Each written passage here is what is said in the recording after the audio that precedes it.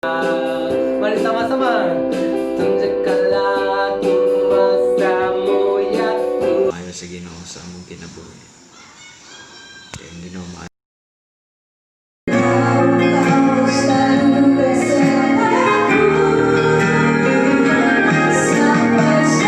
Meski penting kan firman Tuhan, kita tak boleh hidup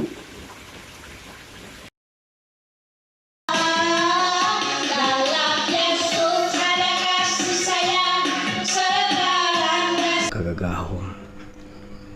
Mao nga kita kinahanglan mag-ampo kanunay di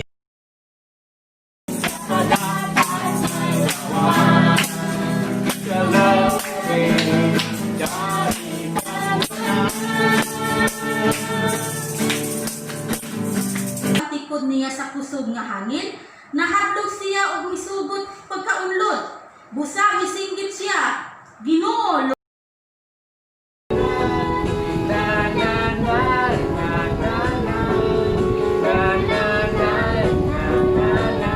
kita supaya kita fokus kita punya hidup hanya Sudawaning kita ayaw gyud pasalig sa imo ka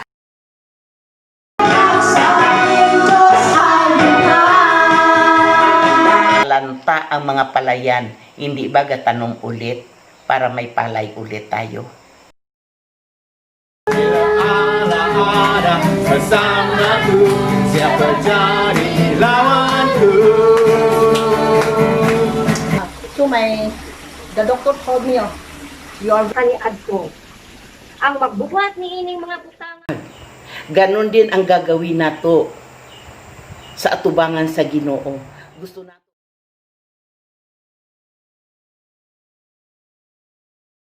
Haleluya! Bagi terbuka kepada Tuhan kita. Terima kasih Tuhan. Kita sekali lagi kita datang pada hari ini untuk mengadakan online service kita. Hari Minggu ini adalah minggu terakhir untuk kami membuat online service ya. So pada hari ini kami buat lain dari yang lain. Amen. Kami ada testimony 2 orang. Kami juga ada words of sharing the words of God 5 orang. So we do it totally different today because kami semua sebagai launch team kami mau meninggikan meninggikan Tuhan Yesus dalam ibadah kami. Amen. Saya bersyukur karena dalam 6 minggu ini kita telah melakukan online service kita. Sungguh-sungguh bersyukur. So, sebelum kita start ibadah kita pada minggu ini, saya akan bawa Sister Ai kita akan membuka doa dalam ibadah kita. haleluya, mag-aampot ta. Haleluya Lord. Salamat Lord karong adlaw nga ikaw nagahatag sa among kinabuhi. Labi pardon Lord nga kami Lord nagabuhat sa imong buluhaton Ginoo. Oh haleluya Lord, bisan pa Lord kami Lord wala mi nagiusa Lord. Ang uban na asa panimalay Ginoo. Apan Lord in mighty name of Yeshua Lord, ako nagasalig nga ito magapan ka namo Lord. Sa tagsa namong panimalay Ginoo. Oh haleluya Lord, bisan pa Lord ako Lord nagaampo Ginoo. Nga ikaw mag-bless Lord sa mga pamilya Ginoo. Labi na Lord kami karon Lord magabuhat sa imong buluhaton karon adlaw Ginoo. Ikaw magpalangin Ginoo. Labi pa Lord sa pagdala sa praise and worship. Labi pa Lord Ginoo sa pagdala sa imong pulong Ginoo. Oh hallelujah Lord, ako katugyan nimo ang tanan in mighty name of Yeshua. Amen. Reading kita akan dibaca oleh Sister Ai juga ya. So, May buntag sa tanan. Hallelujah. Magapadayon ta o atong buluhaton karong adlaw o atong abrihon atong mga Biblia o atong pagbabasahon og sabton ang pulong sa Ginoo nga makita sa Galatia kapitulo 6 versikulo 1 hangtod sa 18 nga isa ka mensahe pahitungod sa kinahanglan magtinabangay kamo. Uno, mga igsuon, kung usap na ninyo makasala, kinahanglan nga kamong mga hamtong na sa pagtuo, mao'y magpabalik kaniya apan buhatan ninyo ini uban ang kalumo. o bantahin nga dili usab kamo mapitan. Pag tinabangay kamo sa pagpasan sa inyong mga alantuson, kay niining paagiha, matuman ninyo ang sugo sa Kristo. Tres, kung may maghuna-huna na bililhon, siya, bisan kung ang tinuod, mao nga wala di ay siya bili, naglimpong lamang siya sa iyang kaugalingon. Ang tagsang-tagsa, angay nga magsusi sa iyang kaugalingon, binuhatan. Kung maayo ini, makapasigan po siya sa iyang nahimo sa walay pagtandi ni ini, ngadto sa nabuhat sa uban. Kay ang matag usa kinahanglan magpasan sa iyang kaugalingon, palasanon. 6, ang gitudloan sa Kristohanong mensahe, angay nga magpaampit sa iyang magtutudlo sa tanang maayong butang nga anaa kaniya. Ayaw limbungi ang inyong kaugalingon pinaagi sa pagtuo nga makalimpong kamo sa Dios. Ang ipugas sa tao mauusab iyang anihon.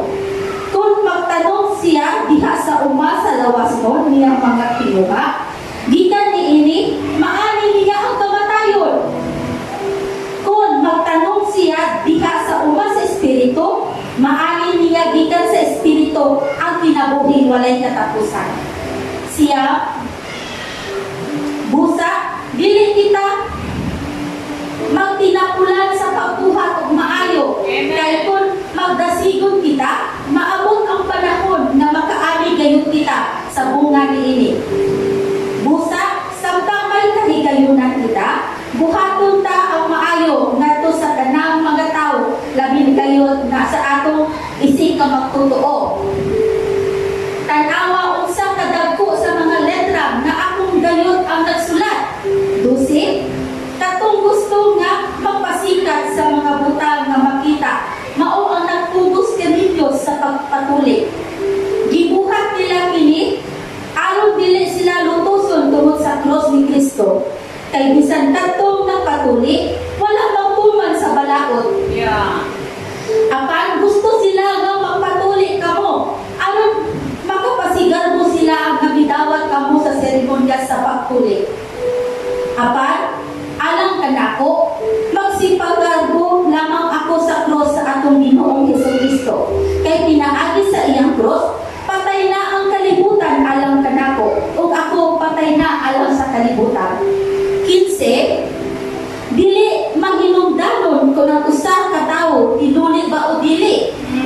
Ang mahinungdanon mao nga siya bag-o nang binuhat. Alang ni atong nagsunod ni ining lagdaa, pag ginautan ko nga ang kalinaw o kaluoy maguban kaninyo o kanila o sa tanang katawhan sa Dios. Sa katapusan, manghinaot ako nga wala na untay magsapong kanako, kay ania sa akong lawas ang mga ulat nga nagpatuod sa akong pagkaulito ni Jesus. 18, mga igsoon, ang grasya sa atong Ginoong Jesucristo maguban kaninyo. Amen. Mao kini ang pulong sa Ginoo. Niyaot ang kalinaw o kaluoy sa atong Ginoong Dios magauban kanato kanunay. Amen. Praise the Lord. Hallelujah. Praise the Lord. Amen. After that, kita akan praise and worship, ya. 1, 2, Haleluya. Bersorak-sorai. Haleluya.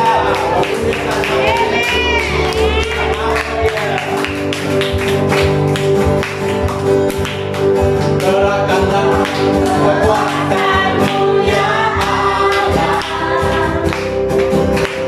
Tunjukkanlah kuasa-Mu ya Tuhan. Serahkan musuh, selamatkanlah umat-Mu. Ada syahid dan kudusnya. Gerakanlah kekuatanmu ya Allah.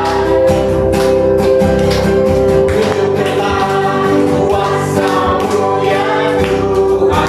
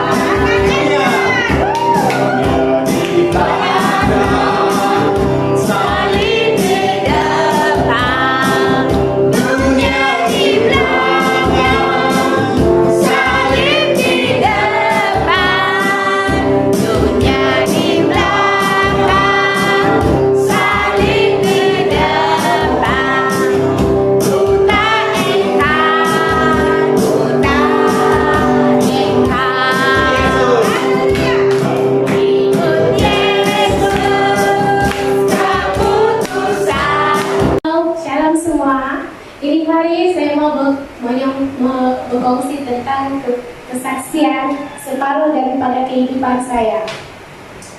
Saya lahir dari keluarga yang sederhana, Kristen, dan kira oke lah. Lepas itu kehidupan saya mulai diuji bila ibu saya meninggal dunia. Sebab semasa dari saya kecil, saya tinggal dengan mama saya dan tidak pernah tinggal dengan bapak saya. Selepas mama saya dipanggil Tuhan, saya mulai diuji dengan bapak saya. Cara dia membesarkan saya seperti seorang askar. Dia sangat strict betul dengan saya. Di saat itu, saya masih muda lagi, tetapi saya sudah bekerja. Saya sudah bekerja untuk, masa itu bapak saya sudah tua, untuk melihara keluarga saya. Bermacam-macam kerja saya buat.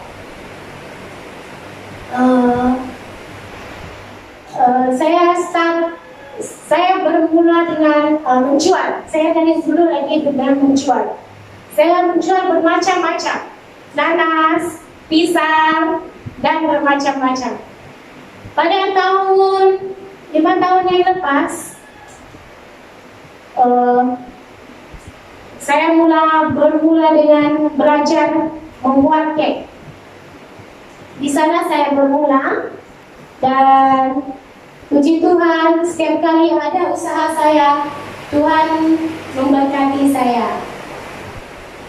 Selepas beberapa tahun, bapak saya pula dipanggil Tuhan.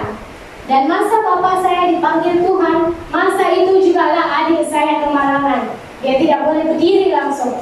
Jadi terpaksa saya berdiri dengan kekuatan yang Tuhan bagi untuk menghadapi macam menolong adik saya, mengurus semua peninggalan bapak saya. Puji Tuhan, saya berdiri di sini sekarang. Saya rasa sangat diberkati. Your testimony is very powerful. Amen. Tuhan itu baik ya, ketika kita bersama-sama dengan Dia.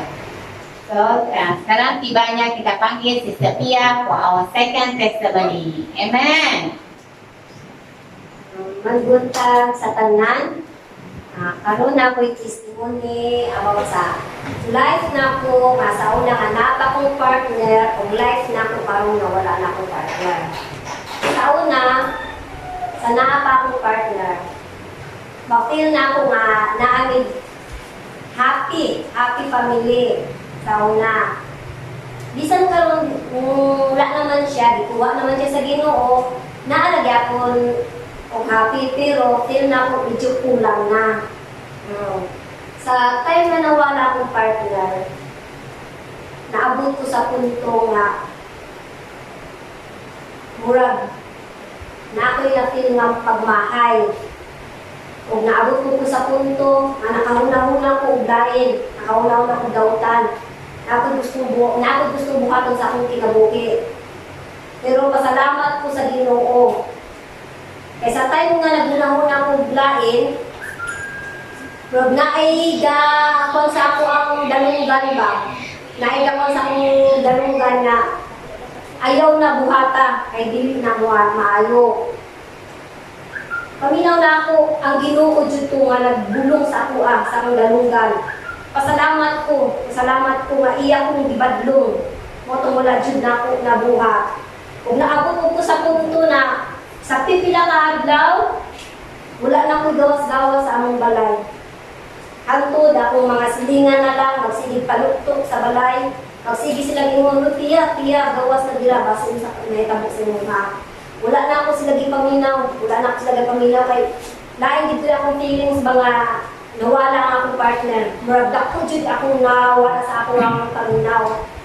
Pero pasalamat ko sa duha na ako paanak, sila ang akong dikwaan kakusog. Imbis sila ang mo hatag sa akong advice, sila na hino na naghatag advice ako Ingon pa sa duha na ako paanak, ma, naami. Ayaw kabalakan, gusto wala na si Papa, naaragi ako ni. Mauna, sa pagkadungog na ako sa istorya sa duha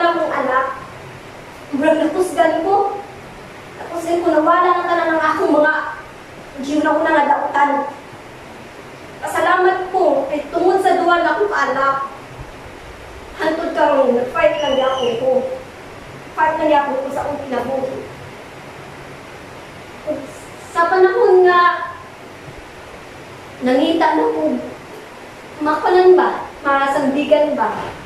Masandigan para na lang ko mapagawsan sa akong problema. Karon nagpasalamat ko sa Ginoo kay wala nawala sa kuha ba nga tagagabiga ampo nagyapon ko isa nakamahay ko no nakabat ko mahay sa Ginoo pero bisa nagamahay ko sa Ginoo wala ko nawala pag-ampo nasalig ako sa iya ha ano na sige na ko pangayong tabang niya sige ko pangayong tabang naabot ko sa tayo na nagalisod niya asa magpuyo pa asa magpuyo nangitabi ka po yan pero pasalamat ko kay sa brother o sister ko sila ang himong instrumento sa Ginoo. Amen. Sila ang himong instrumento sa Ginoo. Kung dili tungkol sa akong brother o sister, wala ko mo kapuyan. Maasal galit na po lang. Pasalamat ko nga karoon na ang kapuyan. Amen. Isang gamay lang na kapuyan ang pero nabag ko na ako dito ang happy. Napil po na ako dito nga pisang dito sa mga kapuyan. Nabuo ang akong pamilya. Asang wala na si Rudy. Amen. Nakuha na ako pasalamat sa Ginoo ang maski matinang sa wakong pasagdaan. Antod karon nakataon mi sulod sa isa ka adlaw 3 ka bisis. Wala niya gigutom. Lord, salamat kaayo. Lord, salamat kaayo sa tunantalan ng akong ginaampo ng Diyos. Natiwid kaan ang sakit. Kalisod kaayo kung magkasakit ni. Nawala na akong partner. Wala akong kasaligan. Ang ako na kasaligan, ang Ginoo na Diyos. Mga nagsalig ako tanan sa Ginoo kung sa may naakaroon. Na Lord, ayang gini pasagdain taon, ayang gini pasagdain, kung pasayuan ng taon, Lord, kung nakaluhat ng iyong sala. Kami, kanita lang, itugyan ako ni Lord. Salamat, isa talaga lang, wala na ko i-share. Thank you. Amen. Amen. Hallelujah. Praise God. Praise God. Praise. Bagi niyo po lang kepada Tuhan kita. Tuhan itu sungguh baik ya. Wah, sampai disangka-sangka testimoni kita pada hari ini masa meninggal dunia ya. Tadi testimony about yang mother passed away and the mother.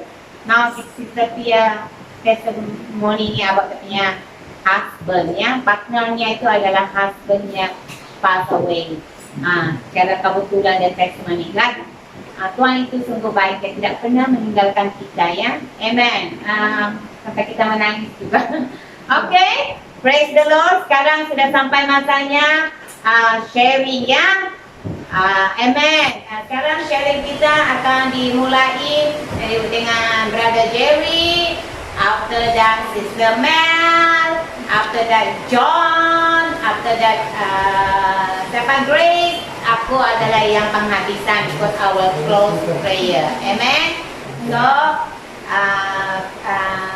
kita akan ask Jerry to do the sharing today.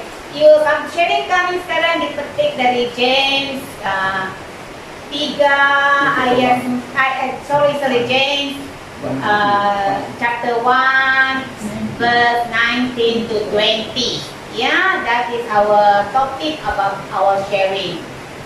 Ketika kami menyampaikan, kami akan juga support another verse, ya. Tapi that is our main sharing. Haleluya. Selamat pagi semua. Terima kasih kepada Tuhan memberi saya peluang untuk berfungsikan firman Dia. Haleluya. Mari kita berdoa dulu. Puji-Mu Yesus, haleluya. Firman-Mu yang berkuasa dan hidup. Oh, kita rendahkan hati.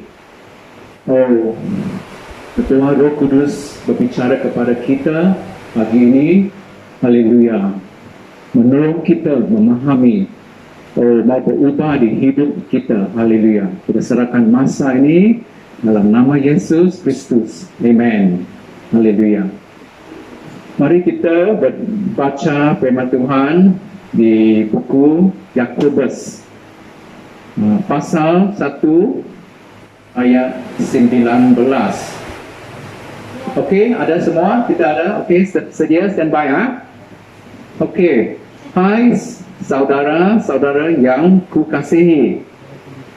Ingatlah hal ini. Setiap orang hendaklah cepat untuk mendengar, tetapi lambat untuk berkata-kata dan juga lambat untuk marah. Sebab amarah manusia tidak mengerjakan kebenaran di hadapan Allah. Di sini kita baca di ayat 19 ada tiga nasihat macam dari hamba Tuhan ini, James. Yang pertama, kita mau cepat mendengar. Apa maksud dia? Biasa manusia kita selalu mau memberi pendapatan kita, opinion, berkata-kata sebelum kita tahu keseluruhan hal itu. Kita suka bercakap-cakap dulu sebelum berdengar. So sini James menasihat kita, bagus, pentingkan dengan seluruhan dia dulu, baru memberi satu pendapatan atau idea dalam itu topik atau kadang-kadang gaduhan pun dengan suami isteri, kita tak mau dengar satu sama lain, kita cepat mau memberi kita punya itu opinion, yang itu yang masalah, yang itu kelemahan kita semua. So James memberitahu kita cepat dengar, pentingkan kedengaran dulu, pentingkan keadaan dulu, baru memberi pendapatan kita. Tapi pagi ini saya mau kongsikan dalam hidup rohani kita, kedengaran sangat penting. Kedengaran sangat penting. Saya mau kongsikan dari area our hearing so important in our area of spiritual life. Saya mau kongsikan dari satu peristiwa di buku Lukas. Mari kita baca di buku Lukas pasal 10 ayat 38 sampai 42. Okey, lihat sana dulu, saya mau explain sikit. Okey, ini insiden bila Jesus dengan murid-murid dia pergi lain-lain kota-kota bandar untuk bersaksi, berkhotbah, berdoa untuk orang yang sakit. So sekarang Yesus dengan murid dia mau pergi tempat Jerusalem. So kita singgah di tempat ini, di tempat dikatakan sini tempat di Martha dan Mary tinggal. Okey, kita baca ayat 38. Okey, pasal 3 ayat 38 buku Lukas. Ketika Yesus dan murid-muridnya dalam perjalanan, tibalah ia di sebuah kampung. Seorang perempuan yang bernama Martha menerima dia di rumahnya. Okey, saya mau share 3 poin sebab sangat penting dia pendengaran dalam hidup rohani kita. Okey, so saya percaya ini rumah milik Martha kerana dia yang jemput Yesus masuk. Saya pun percaya mereka pun kenalkan siapa Yesus sudah. Yesus pun sudah pergi banyak tempat untuk kongsikan, berdoa untuk orang yang perlu didoakan, usirkan roh kejahatan. So sedang sampai di rumah Martha. Okey, Martha pun jemput Yesus masuk. Okey, ayat 39. Perempuan itu mempunyai seorang saudara yang bernama Maria. Maria ini duduk dekat kaki Tuhan dan terus mendengarkan perkataannya. First point saya mau kongsikan dalam pentingan pendengaran dalam hidup kita ialah mengasihi. Kita baca sini, Maria duduk di kaki Yesus, dekat kaki Yesus untuk mendengar apa dia kerana dia mengasihi Yesus, dia menundui Yesus, dia duduk di kaki untuk mendengar. Sangat penting kita mengasihi sesuatu. So di sini kita baca Maria mengasihi Yesus. Kita pun tahu memang Martha pun mengasihi Yesus. Tapi Maria, bila kita baca, kita tahu dia boleh bedakan. Sangat penting dia mendengar apa yang mau dikongsikan Yesus. Kadang-kadang kita pun menikmati sesuatu atau mengasihi sesuatu di hidup kita. Macam contoh di TV kita suka menikmati, mengasihi melihat TV, melihat program yang hobi atau drama atau mendengar muzik. So saya pun mau tanya kita semua, apa yang kita mengasihi? Itu sangat penting, kerana apa yang kita mengasihi, kita mau mendekati, kita mau mendengar, kita mau memberi tumpuan kita kepada perhatian kepada sesuatu. Itu sangat penting kita mengasihi. So saya mau tanya, apa yang kita mengasihi? So kita sini baca Maria mengasihi siapa? Mengasihi Yesus. Sebab dia letakkan semualah. Dia tahu memang penting mau buat makan, tapi dia pun tahu sudah rancangan Yesus bersinggah sekejap sahaja nanti mau pergi Jerusalem. Dia tahu, dia boleh bezakan kerana dia mengasihi Yesus. So apa yang kita mengasihi? Kita kerana suami isteri sangat mengasihi satu sama lain, sesama. Kita mau dekat, mau boleh dengar apa dia cakap, kita mau rapat dengan dia, kita boleh dengar. So apa yang kita mengasihi? Penting. So Maria mengasihi Yesus. Okey, poin yang kedua saya mau kongsikan ialah, mari kita baca lagi ayat 40. Sedang Maria sibuk sekali melayani, ia mendekati Yesus dan berkata, Tuhan, tidakkah engkau peduli bahawa saudaraku membiarkan aku melayani seorang diri? Suruhlah dia membantu aku. Tetapi Tuhan menjawab dia, Martha, Martha, engkau khawatir dan menyusahkan diri dengan banyak perkara. Okey, nombor 2 poin saya mau kongsikan ialah Okey, nanti sekejap. Ialah priority. Sangat penting priority di kita. Bila mau dengar, dia sangat sibuk, banyak-banyak urusan di hidup kita, banyak pun ada minat kita. Perkara rohani sama pun perkara yang duniawi. So, ada masa untuk bertumpu, beri perhatian untuk mendengar suara Tuhan. So, kita mau buat priority di hidup kita. Apa priority hidup kita? Ialah mendengar suara Tuhan. So, Tuhan, bila Martha tahu Yesus, panggil Maria, tolong saya. Tapi Yesus boleh katakan tegur dia, tapi tegur dengan lembut, tegur dia dan membongkarkan, mendarahkan apa di dalam hati Martha. Memang Martha pun sangat pun percaya pun mengasihi Yesus. Tapi dia pun banyak di hati dia, banyak sibuk, banyak urusan di hati dia. So dia tak boleh bezakan yang mana lagi penting. Sangat, so ini poin yang mustahak ialah prioritas kita, priority kita sangat mustahak bila kita mau mendengar. Kita semua kira yang sama saja, hidup rohani dengan hidup duniawi. Okey, last yang ketiga saya mau kongsikan ialah baca di 42. Tetapi hanya satu sahaja yang perlu. Maria telah memilih bahagian yang terbaik yang tidak akan diambil daripada dia. Kita tahu bila kita mengutamakan Tuhan, apa yang kita perlu di hidup kita, apa yang urusan kita, Tuhan akan mengaturkan. Penting kita mau tahu mana yang sangat mustahak, sangat number one di hidup kita ialah mencari Tuhan, membaca firman Dia.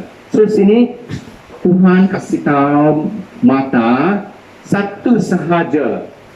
You buat priority yang right, you utamakan satu sahaja dulu, semua akan diuruskan step by step. Bukan Yesus yang katakan tidak penting tanggungjawab kita, macam tidak office kadang-kadang mau buat overtime. Tidak itu. Yang penting kita mau tahu mana yang sangat mustahak di hidup kita, ialah hidup rohani kita. Okay? So ini sharing saya simple saja. Mau dengar hidup dalam pendengaran sangat penting di dalam hidup rohani kita. 3 poin ialah mengasihi Tuhan, cek priority kita, dan satu sahaja, utamakan satu dulu, Tuhan akan mengaturkan hidup kita. So, saya mau tutup dengan ini. Bila kita baca yang tadi itu di ayat 39, kita pun lihat Maria bila dia duduk dekat kaki Yesus, dia dengar, bukan dekat itu telinga saja, tapi mata dia, hati dia, dan telinga dia mendengar Yesus, bertumpu, beri segenap perhatian kepada Tuhan Yesus. Itulah kita mau, itulah yang kita mau. Lagi masa ni yang sudah dekat, dia tahu Tuhan akan datang lagi kali kedua. Tak lama saya dengar satu pastor yang dia khotbah, dia kasih tahu ada 2 tim. Satu tim merencanakan bila Tuhan datang, satu tim merencanakan menyambut dia. Merencanakan Tuhan bila datang itu bukan tanggungjawab kita. Bila memang tak sampai lagi 2 tahun lagi atau next year, kita pun tak tahu. Kita tak payah risau, tak payah khawatir apa bila dia mau datang. Penting kita yang tim menyambut Yesus bila dia mau datang. Menyambut dia maksud dia gereja, kita semua, personal life, family life, semua sedia hidup kita terima dia saja. So bagaimana? Penting kita jaga pendengaran untuk tumbuh dalam hidup rohani. Puji Tuhan.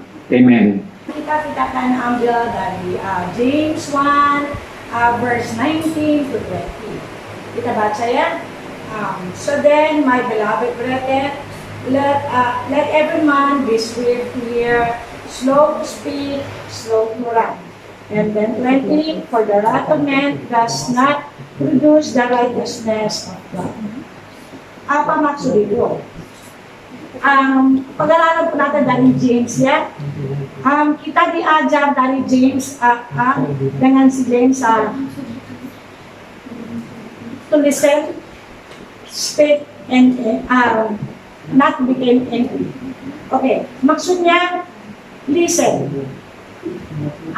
Jangan kita terus kalau kita listen, kita terus mendengar. Quick mendengar apa yang cerita.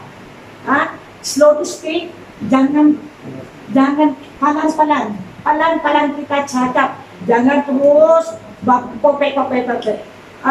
Ang katiga, ayaw kita mangisog dayon.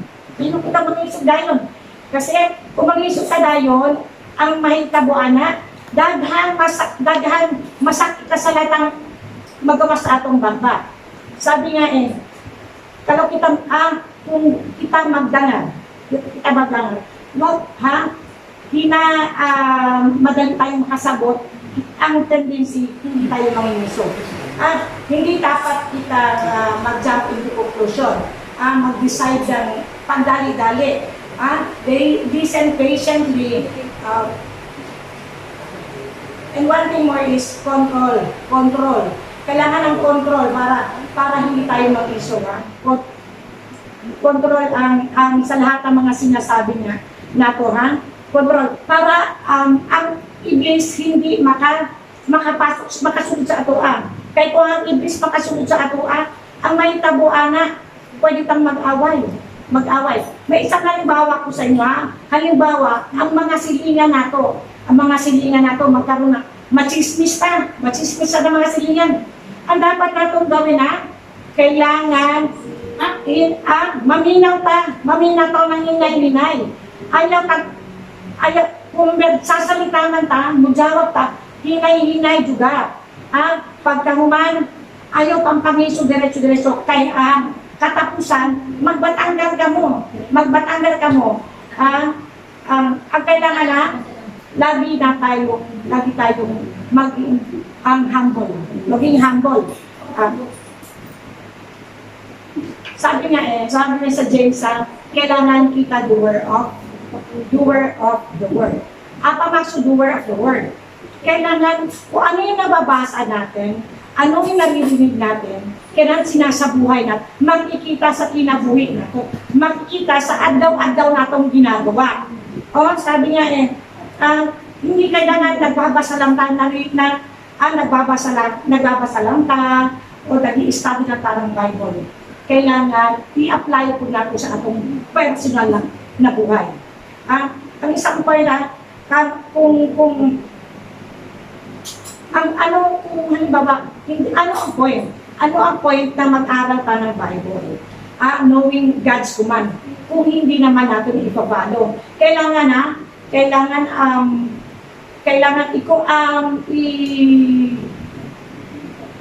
ang atong sarili o sunato na kailangan mag-attend po ta na mahimo natin sa ating pinabuhay. Sa ating lagi, angry. Paano na ito maatasin ang angry natin? Sabi nga kung nag-listen ka, kung nag-speak slowly ka, slow to become angry, walang away, walang gulo. Hindi tayo magkakaroon ng samok, bisag asa patatadulong. Sabi nga, kita lahat ang i-decide natin sa mga ginagawa natin. Kailangan pinag-iisipan po natin. Control your mouth, Control your mouth. Ang lida po natin, kasi ang lida tajam ba? Ang lida natin, kung gamito natin na siguradong makakita tayo ng samok ng gulo. Kailangan, sabi nga niya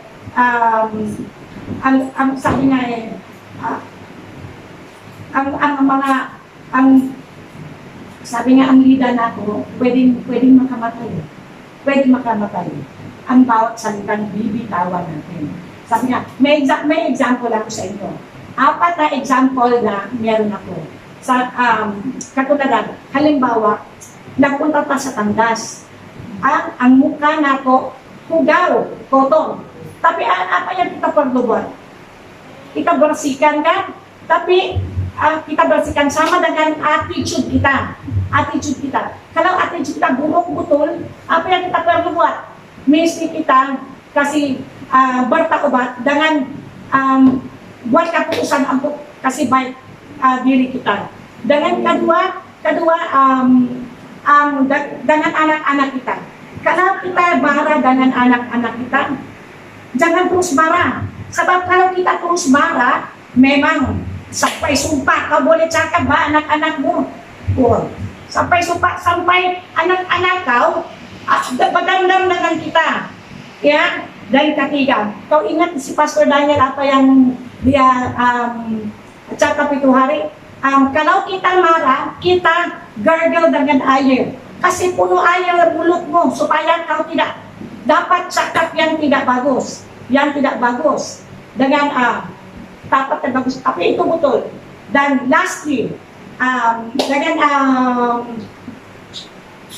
ingat si Cain at si Abel.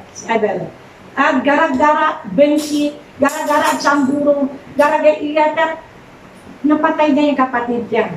Nakapagbuat keputusan dan kamarahan, mesti kita semua pandai atasi kamarahan kita. Kalau kung hindi, marami mahitabo sampai bunuh orang.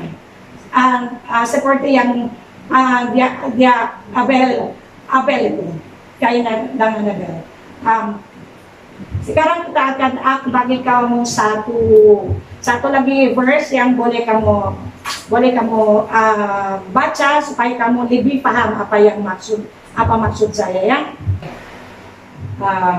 Kung malayo pa, lidah pun adalah api. Inumarat, ia merupakan suatu dunia kejahatan dan mengambil kita mengambil tempat di antara anggota-anggota tubuh kita sebagai sesuatu yang dapat menodai seluruh tubuh dan menyalakan roda kehidupan kita, sedang ia sendiri dinyalakan.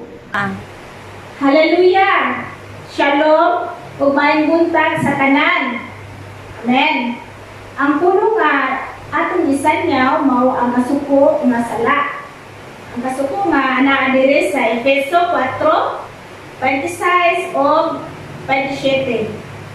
Nga nag-ingon diri sa 26, kung masuko ka mo, bantay nga dili ka mo makasala ug ayaw palungtura ang inyong kasuko sa tibuok adlaw. Amen. O sa 27, ayaw hatagi og lugar ang yawa, mao kana ang pulong ayaw hatagi og lugar ang yawa, di ba? Dili jud nato taga ang lugar ang yawa. Kay mao kanay maghatag og lugar sa yawa, di ba? Mao kana ang pulong nga bantayan nga dili kamo makasala kay naa kasuko nga makasala kita. Haleluya. Amen. Ang kasabot bitaw nga dili kita makasakit, daghan kayo nga makasala kita nga pinaagi sa atong kasuko, di ba? O ilabi na, di na jud nato kalikayan kay tao ra man kita, mga masuko kita. Ilabi na jud nga kanang usahay na ay kasuko nga dili jud nato na malikayan nga naa jud panahon nga masuko ta. Ilabi na jud nga pareha karon nga daghan natong mabantayan nga gikuhaan kag bana o gikuhaan kag asawa, di ba? Ang kasuko ana na uban makadungog kita nga hantod ang iyang kasuko, di ba? Nakadungog jud ta ana o ilabi na jud nga naa pa jud ingon gikan sa iyang mga gikan sa anak hantod sa iyang mga pamilya nga sa kasuko niya. Diba, kalabanan dyan na nato madunggal. Umao ka na nga, ang gingon sa Ginoo nga ayaw jud paluntara ang kasuko. Kay makasala jud kita. Ang ato ipasubot diri di sa kuan ang kasuko nga magdalag sala mao ang kasuko nga dalag sala mao ang magpakaaruhin nun o nagpakahilom lang nga bisan nga nasakitan na ang imong higala. Daghan kayo nga ang tao isang sayong na jud ang iyang gibuhat, napakahilom na jud siya. Hilom na isang sayong na jud. Wala din siya nanumbalik, ay bahala na mo diha kay nasuko jud ko. Wala ko pagialam, bahala na sakitan mo kay suko jud ko. Ana, di na siya maayo, kasala ni hapon ta anak. Sala gid na, kay naa gid na, di gid na mayong kasukuan o ginadala. Ang ikaduha, ang kasuko nga sala, kasuko nga na padayon nga maoy gahatag og kanit-nit sa atong kasing-kasing. Kaning sala di ba naa gyud tay kasuko nga nagpadayon lang gyud. Nagpadayon nga hantod nga wala na nung bali nga ato day kasuko, gadala na ito siya pagdumot. Gadumot na ta sa tao nga mo'y makadala sa tong kalaglag. Ang atong pagdumot mo'y gadalag kalaglag o mo'y gadalag kangit-ngit sa tong kasing-kasing. Di ba? Maugid na nga ato adjong bantayan jud nato nga dili ta maabot aning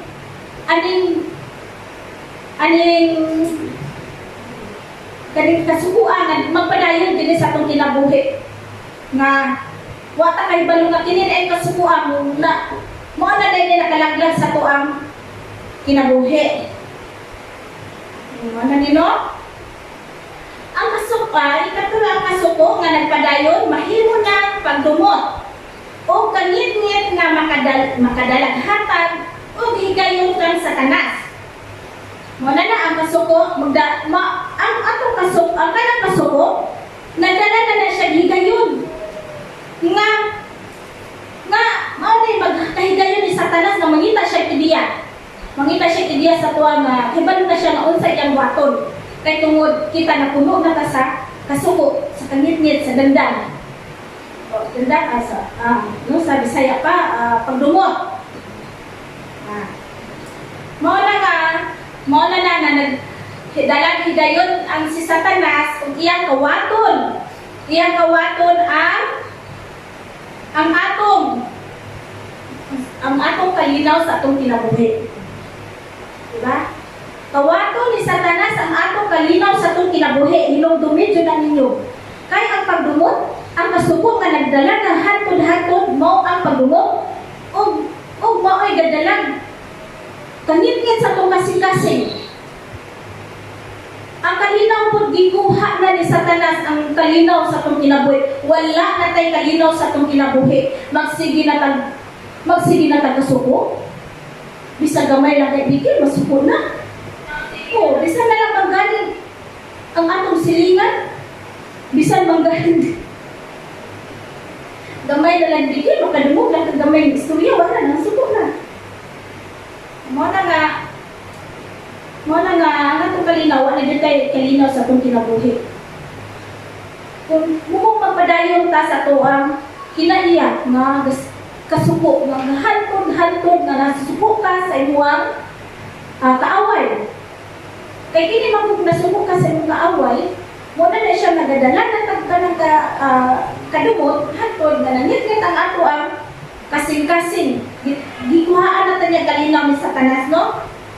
Wala mga igsuon, kung nagpadayon ang kasuko sa atong kinabuhi, mo ginagi-ampo gyud nato. Nga dili gyud ta magpadayon anang kasuko. Ampo gyud ta sa Ginoo nga aron tagaan kanyang puso. Kaya wala magbilain na makasalba kay tao na magita masuko magita bisag unsaon masuko kita, di ba? Mo na nga ampo kita sa Ginoo nga mga kita kuan niya mga tag kani kuan niya nga unta nga kani untang mga kasuko sa kinabuhi kay kita nabataw daghan kaayong yawa daghan kay yawa paagi nga unsaon ta masuko nga dili kini magtanong sa atong kasing-kasing. Tungod mga ita sa Ginoo nga kita tahatagan taniyag taas nga pasyensya o tagaan taniyag kaning tagaan taniyag kanang kalinaw sa atong kinabuhi. O mana taas sa tuog mapausanon ta sa ato ang isig ka tawo. Kaya kung wala po tayo, dili po ta mapausanon, usahay taas man po atong garbo, dili ta makapangayog pasaylo sa atong isig ka tawo, di ba? O, maulang ka na ang pulong akong isanyaw sa karong untaga, hinawag unta na kining pulo nga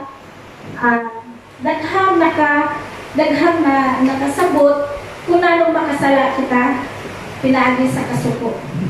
Amen?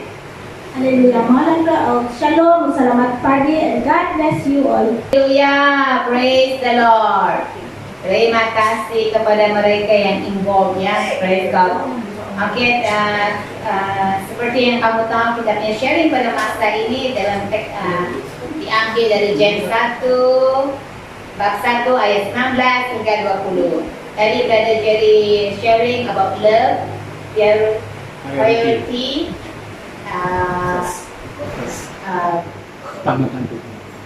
utamakan Tuhan. Yes, that is the tiga subject dia share tadi, kasih. Oke, keutamaan atau utamakan Tuhan. Dia taken from this verse, taken from James bab 1 ayat 19 hingga 20. Sister Mel also talking about amarah. Grace also talk about amarah. So saya also taken from amarah juga. Amarah itu adalah marah. Tetapi di dalam kami punya sharing 3 orang ini, kalau kita gabungkan seperti si Brother Jerry share tadi adalah utamanya kasih. Maksudnya jangan kita marah, kita utamakan kasih. Ketika kita mempunyai kasih, kita akan mempunyai keutamaan. Keutamaan kita adalah Tuhan Yesus. Ada marah, tiada kasih. Amen. Oke, saya pada hari ini saya ada ambil satu verse kata dari Mazmur 37 ayat 8 ya. Berhentilah marah dan tinggalkanlah panas hati itu. Jangan marah, itu hanya membawa kepada kejahatan. Pertanyaan, Jesus ada marah atau tidak? Oke, Jesus pun ada marah. Kan dia telah menunjukkan rasa marahnya ketika dia datang di tempel di bait Allah. Kamu boleh baca di dalam Lukas ayat bab 19, 45 hingga ke 48. I don't want to read this verse, tapi kamu baca di dalam Lukas. That is the time that Jesus marah. So, kita boleh marah. Bukan tidak boleh marah. Kita manusia. Ya, tapi ingat dan ingat. Ketika kita marah, kita harus tahu. Ketika kita marah, kita harus tahu menghandle-nya. Ya, kita harus tahu bagaimana menghandle marah kita.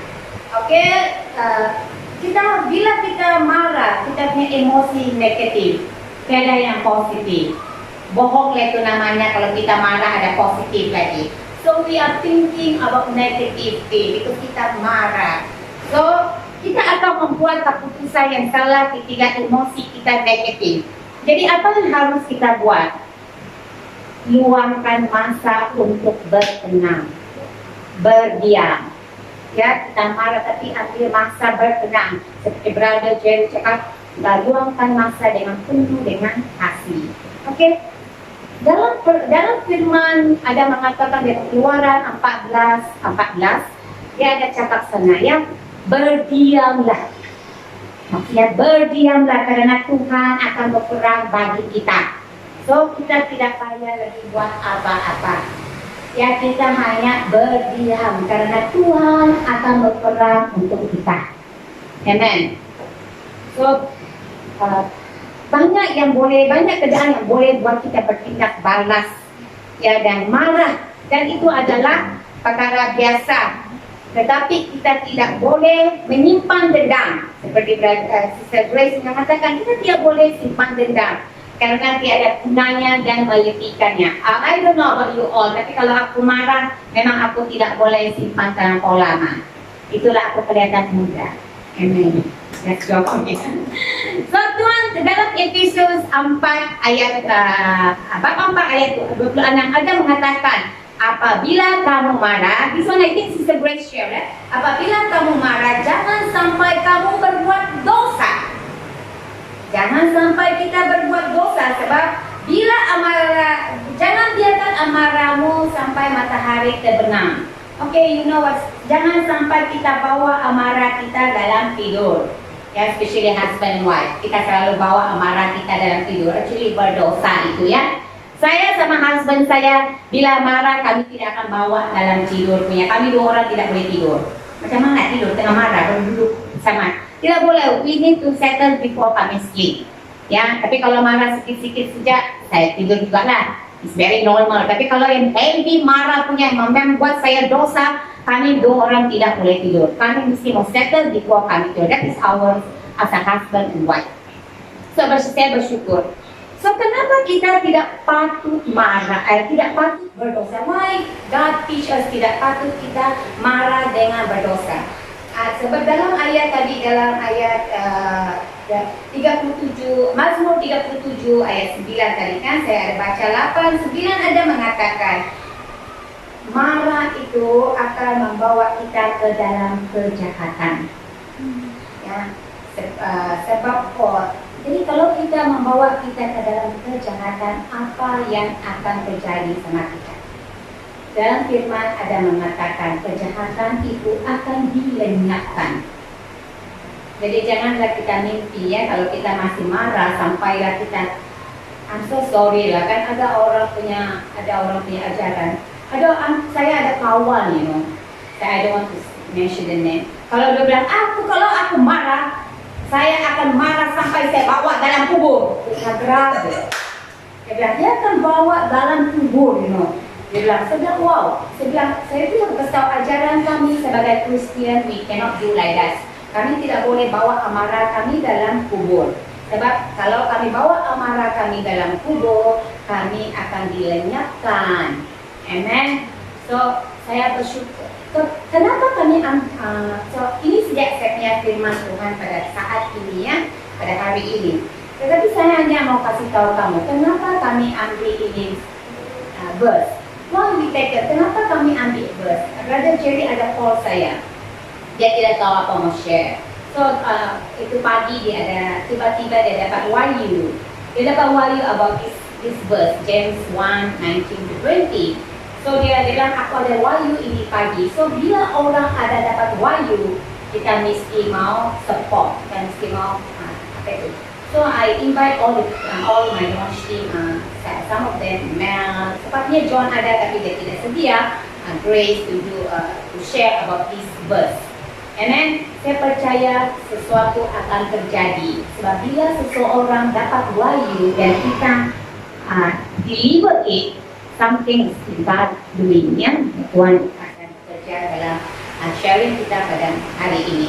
So saya bersyukur kepada Tuhan kerana kita diambil kesempatan untuk sharing kita about ini words, about marah ya, tanya diri sendiri. Amen. Adakah kita seorang pemarah? Saya terus terang saya seorang pemarah, tapi aku very fast.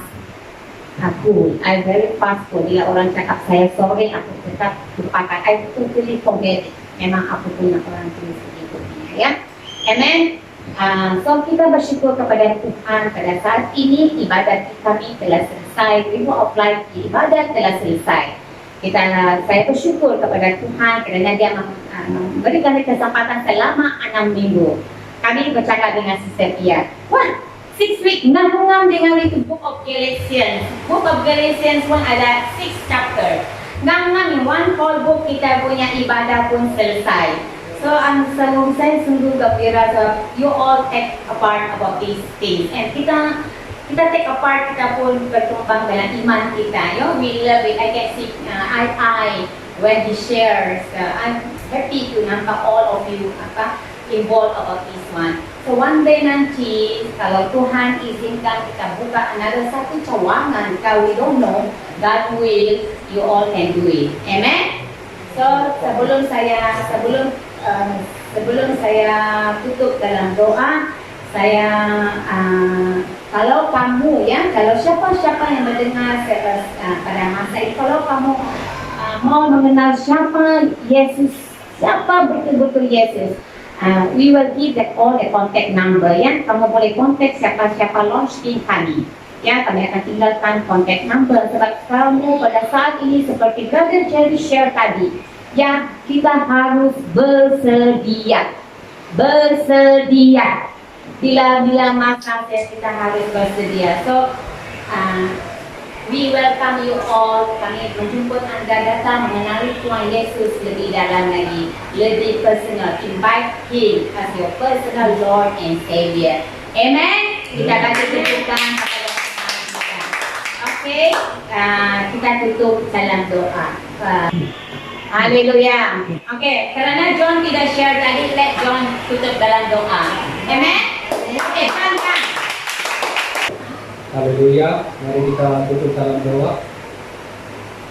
Haleluya. Haleluya. Thank you, Father Lord. Haleluya. Thank you, Father. We worship you once again, Father Lord. And thank you, Father. Thank you, Lord. We going to end, yes, Lord, together this meeting, Father Lord. Yes, Lord. Oh, Father Lord, thank you once again, Father Lord, for what we are being discussed. Oh, yes, Lord. Oh, our words, Lord. Yes, Lord. Oh, let everyone, yes, Lord, listen to your word. Yes, Lord, touch their heart, Father Lord. Yes, Lord. Oh, let us be, yes, Lord, like, yes, Lord, like you, Father Lord. Yes, Lord.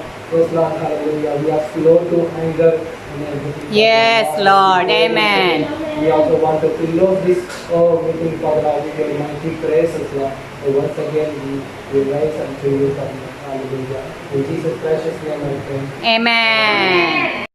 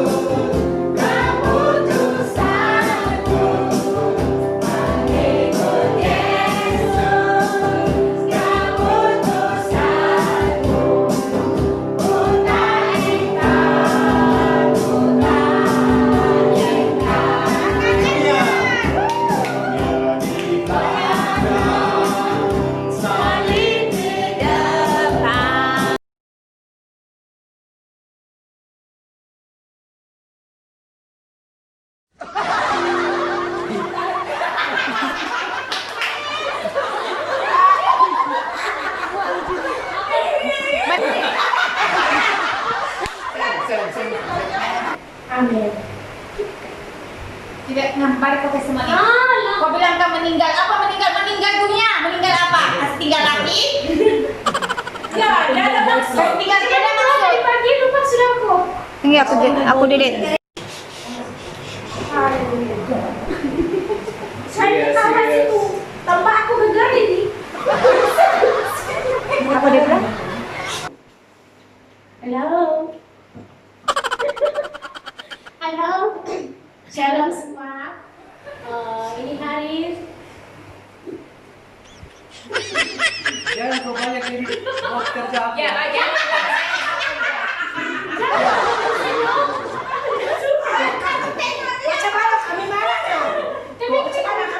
Biar aku tengok dinding. Kau saja yang kasih susah aku. Di sini, begitu. Supaya kau jangan kamu tengok dia. Itu harian kita 2 orang berapa banyak? Cepat aku nanti habis ngomong itu. Jangan. Halo. Haleluya, haleluya. Jalan sini nak komen. Haleluya. Backup sini boleh? Ada.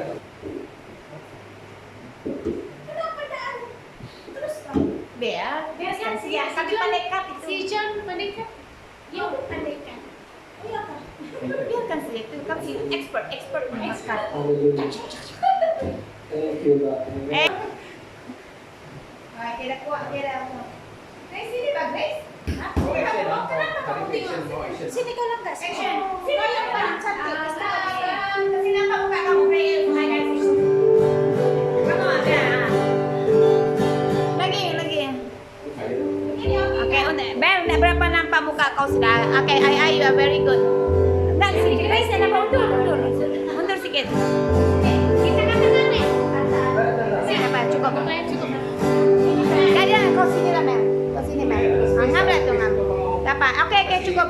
Cukup. Kalau kau tidak Mel tak payah. Si Grace. Okay. Tepuk tangan yang mana buat Allah kita, come on!